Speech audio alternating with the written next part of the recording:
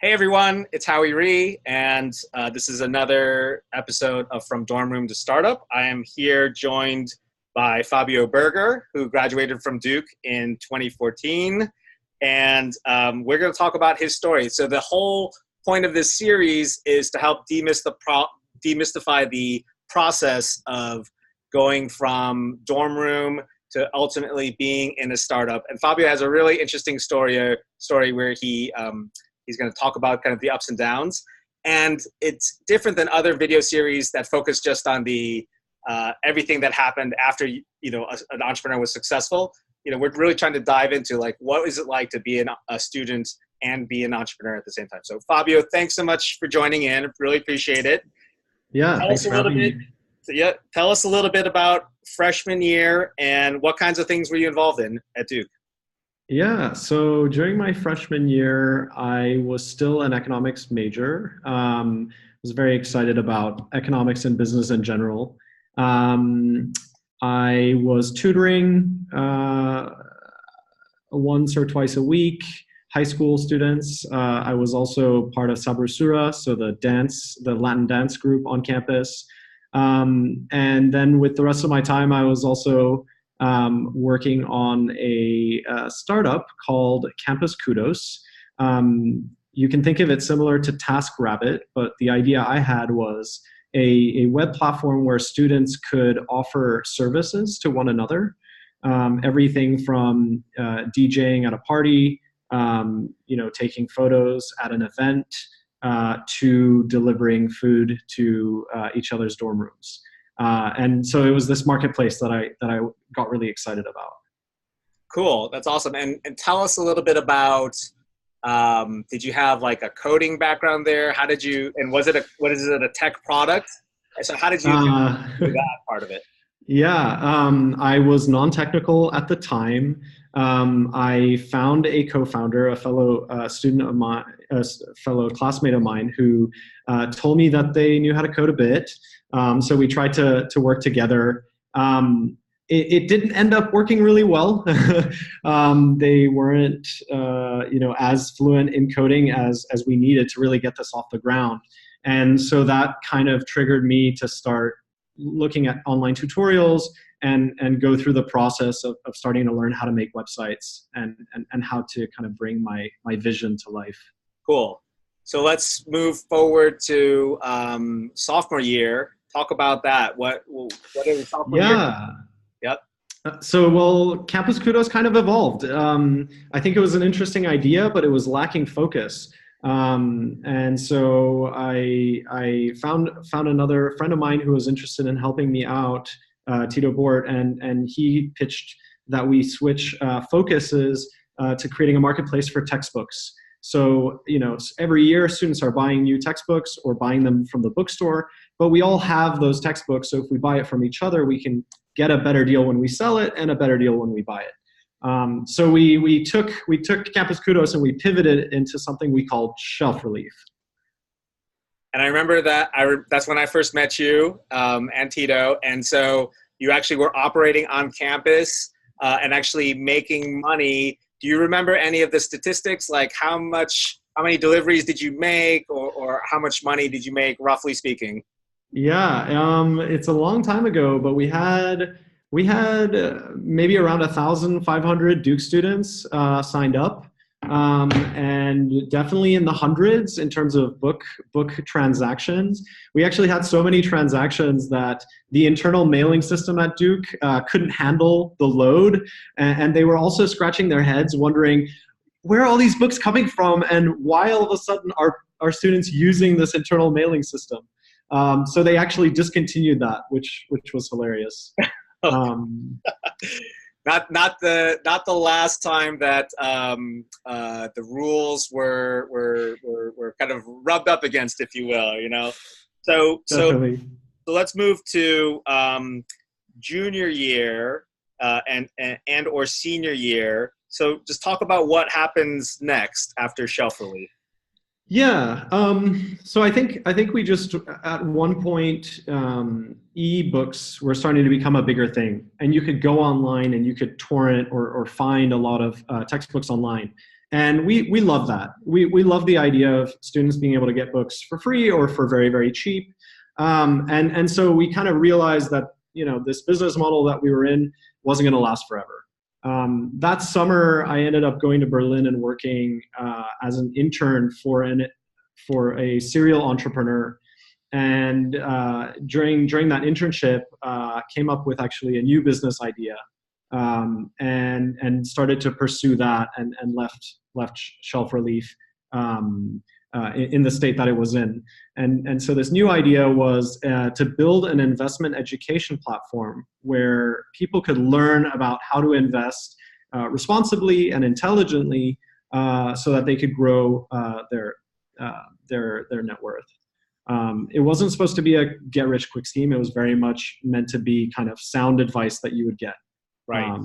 So then you started that in Berlin, and then I lost the thread at some point, so you'll have to remind me. At some point, you moved back to the States, but things don't quite work out there, so you end up having to leave the States at some point. What was the thread there? Yeah, so we started the company in Berlin. We wanted to be around our friends, though, and would have loved to build this company on Duke's campus. So we found a loophole in the system where we could essentially have 4 fake credits on our transcript, and be considered full-time students without going to any classes. And so, we were super happy that we found this loophole. We came back to Duke's campus, and a few weeks later, we got a call from Duke Visa Services being like, "Fabio, where are you? Are you on campus?" And I'm like, "Yeah, I am." They're like, "Please come in right away to see us." And so they sit us down and tell us, "Hey, this is not going to fly. Like, there are very strict visa rules around, not being in class, but being on a student visa. You have to leave the country immediately." So we did. We ended up flying back to Berlin and took a year off from school to work on WealthLift. Oh gosh. I actually don't. If you're a Duke student and you're watching this, I'm going to strongly caution you against trying to repeat that. And it's funny because I've known about this story. I think I've even heard a version of the story. But if I've heard a version of the story, it's been at least 5 years, I think, since I've heard the story. So. Okay, moving on. So, but I actually I remember we chatted sometime around then. I think actually it was in Gross Hall. I remember catching up with you, and you were telling me about WealthLift, and I think we were talking about product market fit, and you had achieved the product market fit. You had some customers, people were using it. So you go back to Berlin, and what happens next to WealthLift? Which then transitions to ultimately you kind of coming back to Duke. So yeah, that's a good question. So we had 60, 70,000 users sign up. We had a revenue model where we would get a referral from people who would then go through our education program and then qualify for these special brokerage offers with brokerage firms to start investing. However, I think what we realized was that kind of a flaw in our business model was that there was no recurring revenue. For every user, we would make revenue once, and then we'd constantly be searching for new users. So there were some issues with the business model there, and then I think the other aspect was, do we really want to kind of drop out? Do we want to drop out from Duke? And I think we realized at that point that there was still a lot more that we wanted to learn. For me personally, it was, on the technical side, I ended up switching to computer science, and I wanted to finish that degree. And I think we also realized that university is such a unique period of time where you can kind of experiment and try new things out and go with really crazy, wacky ideas. Whereas when you're kind of building your startup after Duke or in the real world, you're kind of confronting the harsh reality where this thing needs to be profitable or it won't pan out.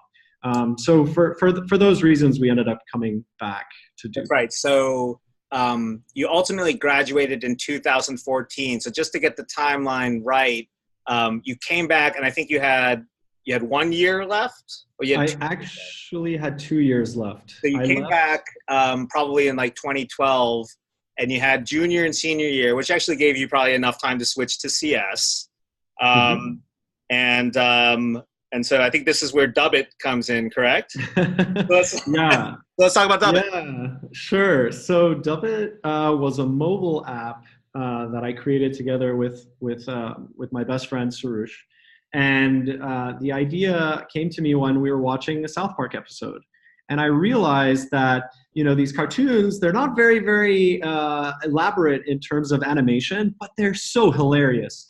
What if anyone could create a South Park cartoon? And so that's what we did. We essentially created a mobile app where anyone could dub a animated cartoon, which looked a lot like South Park, and then send it to their friends. And this one caught on in a pretty viral fashion. I think people found it really, really engaging and fun. And we had a lot of great laughs kind of watching the videos that our users were making. But ultimately there, I think kind of it led to some soul searching as to whether, we want to be running a business like this long term, where there wasn't a very clear revenue strategy other than advertising. And, we all only have so many years in our lives. I do think making people laugh is a valuable pursuit, but I think for Sarush and I, we wanted to solve more fundamental problems that people were having. Yep. And somewhere in the timeline here, and I think I'm off by a year or two, you and Sarush and Alex moved to the Bay Area as part of a kind of a summer entrepreneurship program that was going on, internship and entrepreneurship program that was going on there. And do you remember what year that was? I want to say that was summer of 2012. Yeah, that was summer of 2012. Going back a little bit. So let's just talk.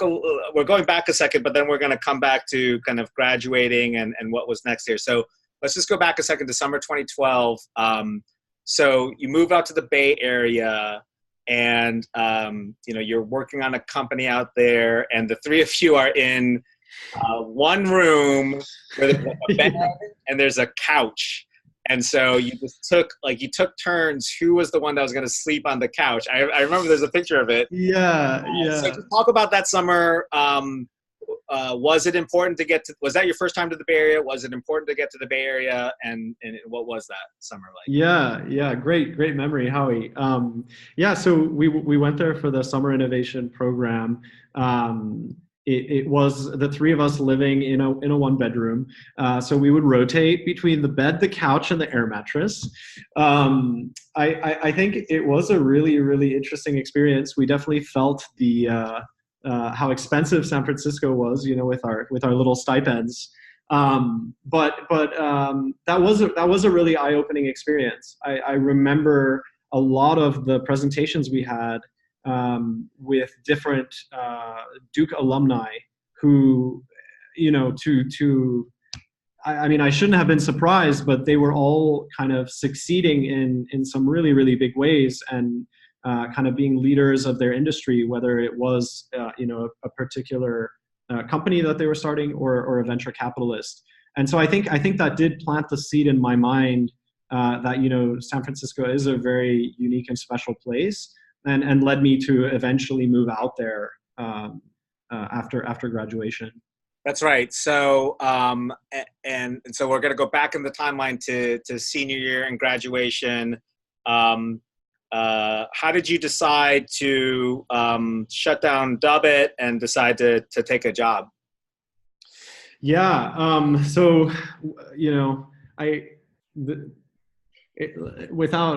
I don't know how much detail to go into here, but I think shutting down Dubbit, that came down to Sarush and I wanting to solve more fundamental problems.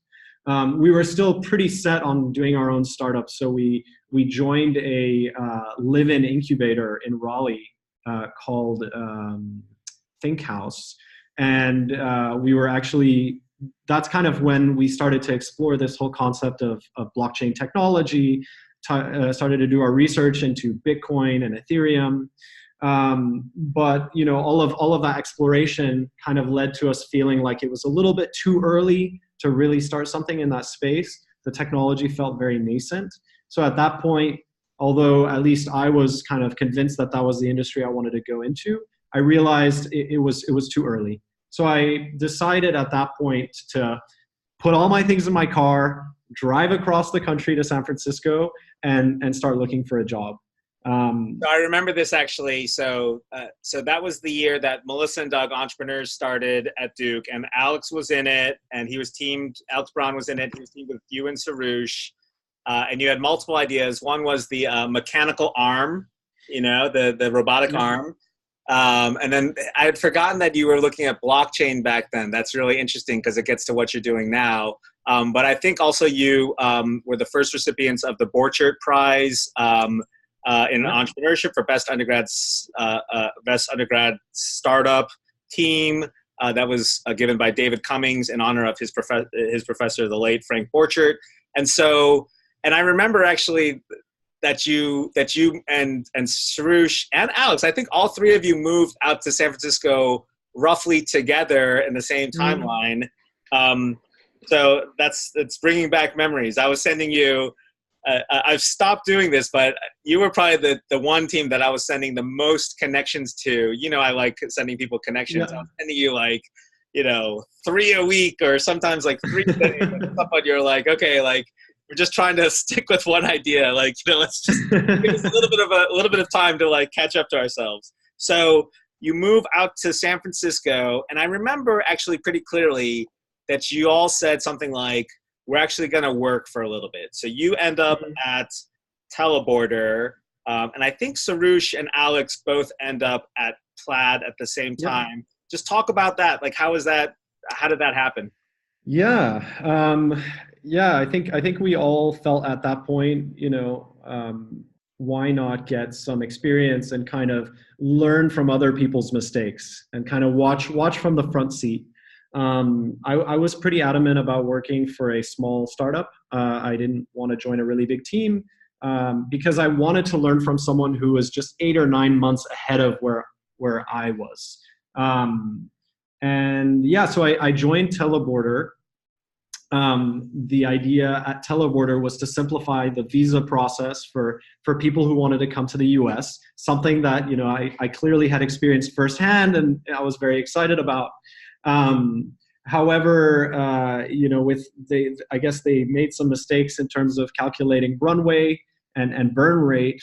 So literally a month after I joined, they had to let go of 80% of the team, me included. I took a risk. I joined a small team. I was very excited about it, but it didn't pan out. And I was back on the job search. This time, I didn't want to settle at all. So I ended up applying to 40 startups. Ended up with 8 offers, and then honed in on working with Airtable. So it's great, and there's a certain irony of working at a company and getting paid at Teleborder, but then that not lasting as long as some of the startups that you did, right? And so, So Airtable, this is started by Duke alum Howie Liu, who graduated in 2009.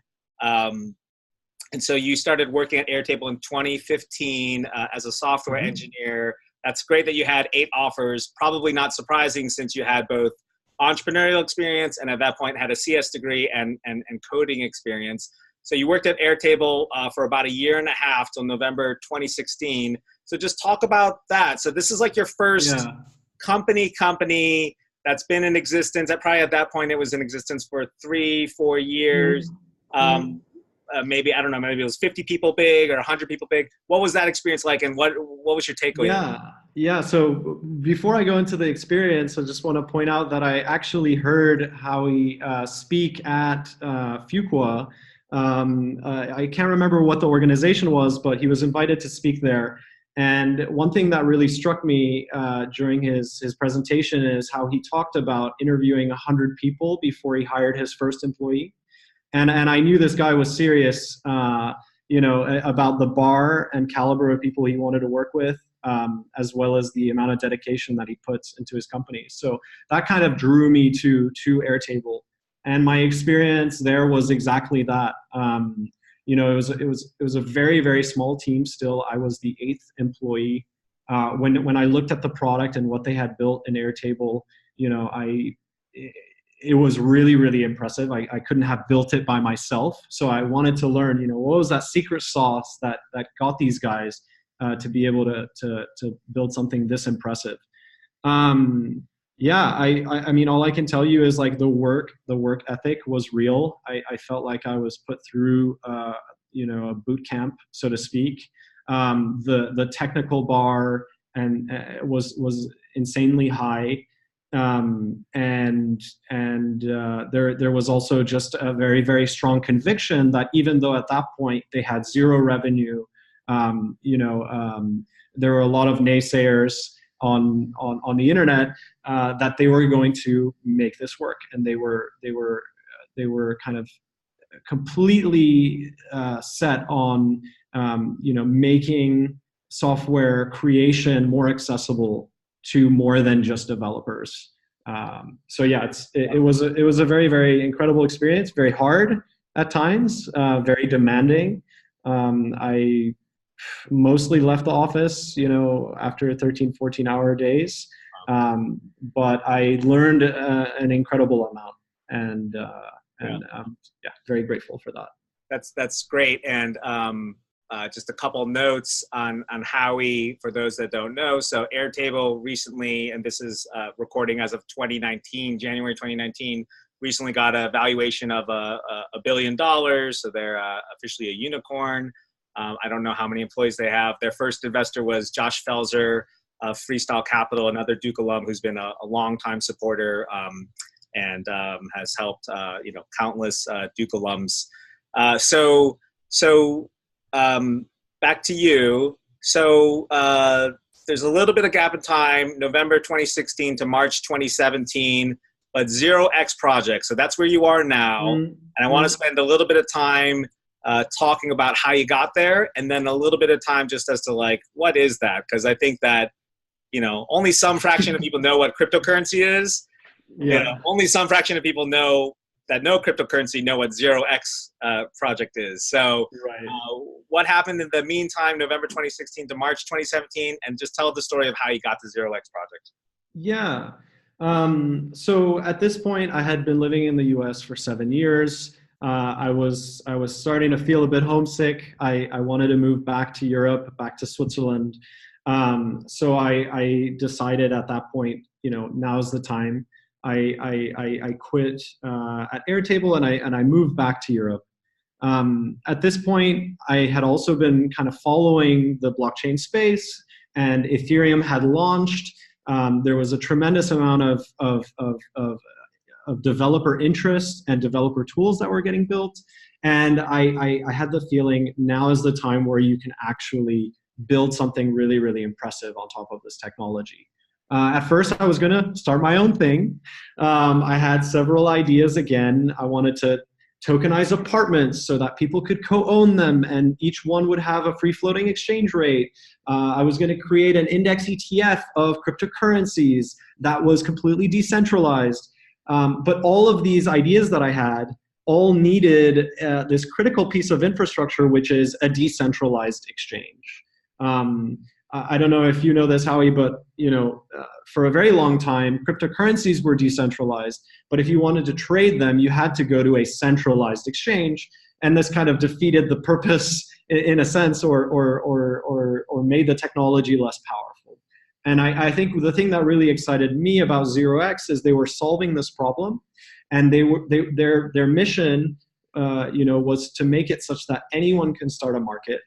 Anyone can start trading this new, experiment or idea or digital collectible that they've created, and that this would just make it make the amount of innovation and experimentation in kind of the fintech space much, much more interesting. So how did I get involved? I was, working on my own projects, talking to people on online chat forums and also browsing Reddit. And Will and Amir posted their white paper. I read it. I said, this is exactly what I need for my projects. I contacted them and said, hey, I want to help you guys build this thing. So I joined the team as the first hire, and the rest is history. So, and the rest is history. I mean, that's March 2017, and today's January 2019.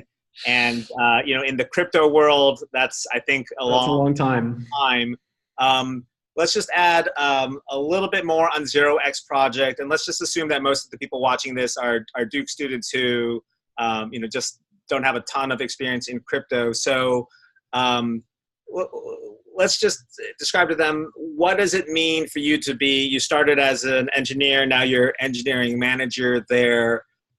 It's a decentralized team from what I know, people that work everywhere. I think the team is maybe a couple dozen people.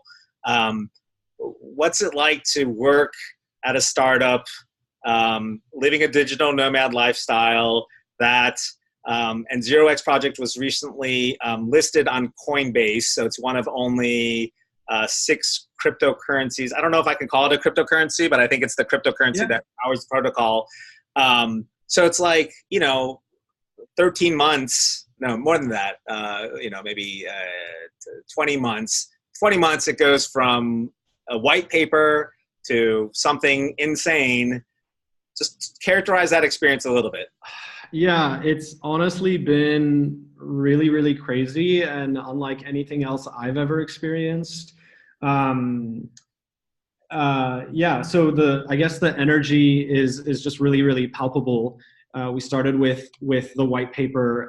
The first thing I started doing was just building a prototype that would, show people that they could actually use this on a website to exchange any 2 tokens that they cared about, to then doing our token sale, and then going live. So, we had the first version of the protocol, and I thought it would take us a year to convince anyone to be crazy enough to build on top of the protocol. But, even before we launched, we already had 2 teams, and these are actual companies, right? Incorporated entities with employees building exchanges on top of 0x. One of which was Paradex, which eventually got acquired by Coinbase. And now, we have 40 plus teams building on 0x protocol. And I think that really kind of accelerated the development of the tech, because we had customers, we had people who were using the tools that we were building, who could give us very direct feedback. I don't know what it is right now, but we've already had $400 million traded over 0x. And we launched second version of the protocol. Now we're working on the third version. And it's just a really exciting time where, we have tons of teams building on top of us. And we also live in this very crazy world now where all these teams are distributed. We have a chat kind of like Slack, where we have private channels with all the different teams, and we're getting constant feedback and updates. And you just really get the sense of energy that something's happening here. And everyone's very excited about what we're building. That's great. And just one comment, and then one final chance to explain to students what 0x protocol is before we wrap up here. So, I mean, one comment that's interesting to think about, and I'm sure you've thought about this before, but, I can see it plainly right now, is that, with Dubba, you kind of are like, okay, this isn't necessarily fulfilling, it's not necessarily what we want to do with our life. And I just have the sense from you, like right now, that you're part of something that you're like, this is pretty meaningful. So that's really cool to see. And I just don't think we've talked about that yet. And then the other thing that I want to say is that I'm going to guess that some of the students that are watching this, they're going to then go to 0x and they're just going to be like, okay, they're going to try to understand what this is. I'd love for you to just have a chance to explain to them what it is. And I'm going to do my best to say what I think it is, but then I'll have you clarify that. So I think most students know Bitcoin, which is a cryptocurrency that can be exchanged and has kind of value. And then some students know Ethereum, which is a blockchain-based smart contract, which can be a cryptocurrency, a currency, but it can also be used for smart contracts, which means that it can do a lot of other things that that cryptocurrency can't do, and you can do those things through software programming to just make a lot of cool applications. 0x protocol, and you said this a little bit, but I'm going to try to characterize it, is a way for people to trade Ethereum or Ether in a decentralized way that doesn't require a centralized exchange. And I think Coinbase is an example of an exchange, but I don't know if that's true. Yeah. And then I think the last thing is, so the 0x is a protocol for how people should do that, but there's also 0x, I think it's the cryptocurrency which is being traded, and as of today, January 16th, 2019, has a market cap of 171 million, a volume of 9.7 million in the last 24 hours, circulating supply of 583.9 million coins, I think. It has a price of $0.2923. So you buy the 0x coins, which then allow you to use the 0x protocol to do stuff in Ethereum that is decentralized. Did I get any? Some of it. Let me see if I can explain. So Ethereum is a blockchain with this smart contract system, as you said. This lets people create new currencies, but also non-fungible tokens. So these are, unique one-of-a-kind tokens. They can represent a house, they can represent a car, they can represent a piece of art, or also an in-game item or a digital collectible. So you have all of these things that are being created, and people want to trade them. So how do you do that? You can do that using 0x protocol. 0x protocol is also a smart contract on the Ethereum blockchain, but it is specifically designed for exchanging atomically any two crypto assets. And the reason why we don't call ourselves an exchange is because a traditional exchange, actually you have to kind of deposit your tokens into an address that they control, and then they can kind of swap it on your behalf. With 0x, you can actually keep those assets in your wallet, and then it gets pulled out when you do the exchange, and only when you want to do an exchange. And so, yeah, there's a lot of businesses built on top of 0x that are sort of like exchanges. We call them relayers, and that's because they only do some of the things that a centralized exchange does, but they do it on top of 0x protocol, which means you don't need to trust them with your tokens, and that kind of makes it a lot more of a safe experience for users. I guess tying that into the 0x token, the 0x token has two use cases right now. You can pay fees, so trading fees in 0x token only. And then the second thing, and I think the much more exciting use case for 0x, is actually for protocol governance, right? If you think about, we're building on top of Ethereum, right? We're building on top of another very nascent technology that is going to change and evolve a lot. It's not realistic for us to think that we can just launch a protocol and it won't need to be updated or improved. And so the 0x token lets the holders of those tokens vote on protocol upgrades and also on how we spend the 0x treasury, which is this set of funds that we have acquired through the value increase in the 0x token. So it's a very complicated subject. I definitely recommend people look at our blog for more explanations on how all of this works.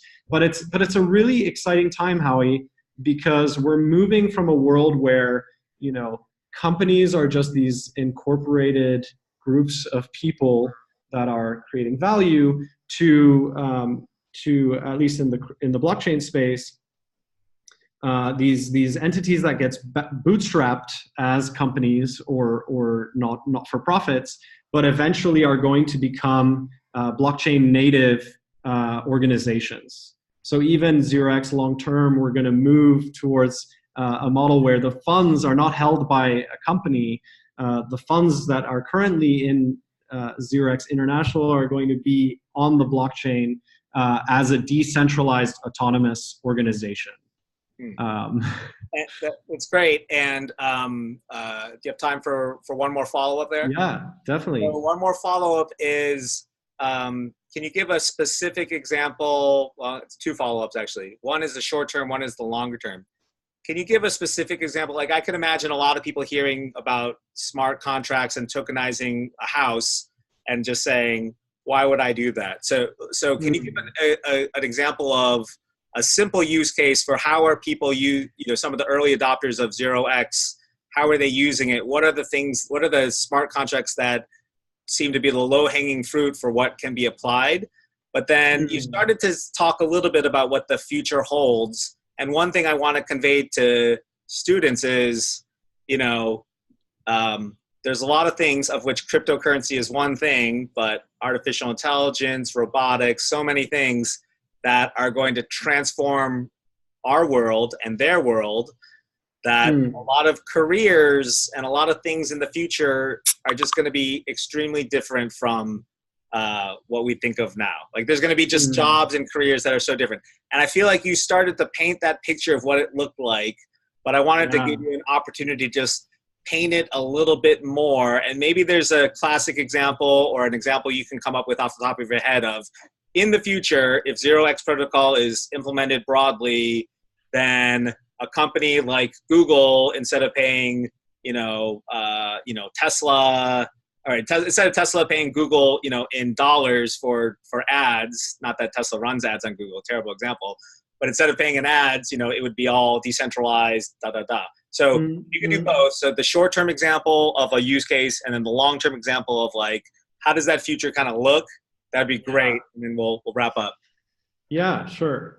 So right now, I think some of the really interesting use cases are stable coins, and I recommend people kind of look that up and see what it means. But in essence, it's, can we create a currency that is more stable than the dollar, right? And can we make it such that it's independent from nation states? And there's a good example right now called DAI. And that has kind of proved itself to work pretty well. Another use case are prediction markets. So prediction markets are markets where people make predictions about the future. And this is also kind of a good use case for blockchain technology, because you can program kind of all of these market dynamics and behaviors natively with code. The third example are video game items. So these are already inherently native digital collectible items, and you can easily use 0x to create a marketplace for those items. So, in the old world, you had to kind of have a centralized database. You had to build this marketplace yourself. In the new world, there's kind of off-the-shelf open source software that you can use to make these items tradable, and you have certain guarantees about them being unique and real and not forged. So thinking more long term, I think there's like two things that I kind of want to talk about how this technology is going to change the future that we live in. The first one is, and I think we're already seeing this transition, but our parents or their parents, they used to work at one company their whole lives, right? And what we're seeing now is that people spend kind of less and less time working at one company. And I think there's a lot happening in the blockchain space around governance. And I think that's also going to change the nature of the organizations themselves. And it opens up a lot of questions of, do companies need to live forever? Do they need to exist forever? Can we have much more fluid organizations where people join and kind of break up and rejoin and form new groups that might be more efficient and more advantageous in terms of exposing people to new ideas and new challenges? And then I think the second one is like, for Xerox specifically. And let me just pause there. I mean, I think a small example of that right now, and tell me if this is wrong, is like a person that drives for Uber, and then maybe the next day they drive for Lyft, and then maybe the next day they're delivering packages for Amazon Prime. That's kind of a very fluid organization. Is that a somewhat good example? Yeah, I think that is a good example. But I think it's also going to happen to maybe less manual work as well. So maybe more intellectual work will happen also in kind of a more fluid structure. Right. And I guess the last one is, if Xerox succeeds, we're going to live in a world where everyone has kind of equal access to the financial system. So it doesn't matter where you live in the world. If you live in the Ukraine or Nigeria, you're not going to fight this battle of not having Visa, MasterCard, PayPal kind of service you. And I think the other very exciting things is that you will be able to do commerce and business with people around the world, even if they're in these countries, without having to worry about trust issues. There will be these systems in place that guarantee that when you send your part of the deal, you're receiving something else in return, and there's no way that it'll be a one-sided transaction. And so I think that's really powerful, because as much as we can minimize trust, the more we can increase collaboration. And I'm very excited about seeing that come to fruition. Cool. Fabio, thanks so much for your time. I've really loved knowing you all these years and seeing everything you've been working on, and I'm really excited about what you're doing with ZeroX. So it's great chatting with you, and thanks for sharing these thoughts with our Duke students. Of course. Thank you for having me. Take care.